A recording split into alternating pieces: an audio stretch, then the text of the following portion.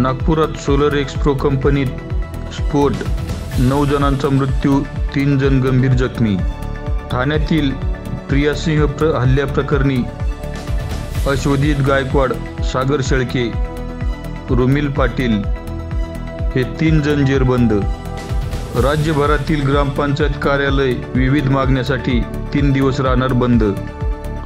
नागपूरच्या अधिवेशनात विद्यापीठ व इतर प्रयोजनासाठी वापर न झालेल्या शेतकऱ्याच्या अतिरिक्त जमिनी परत करा, महसूल मंत्री विखे पाटील यांचे वक्तव्य.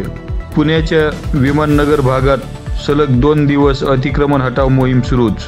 धुळे येथील पशुवैद्यकीय अधिकाऱ्याची हत्या करणाऱ्या एकाच गुन्ह्यात दोघांना जन्मठेपेची शिक्षा.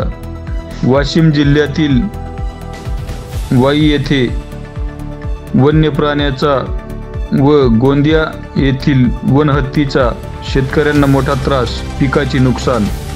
नोकरी भरती प्रक्रियेबाबत ऑनलाईन अर्ज भरण्यासाठी 1000 व 900 रुपयाची लूट शासनाने बंद करा, जनतेतून मागणी.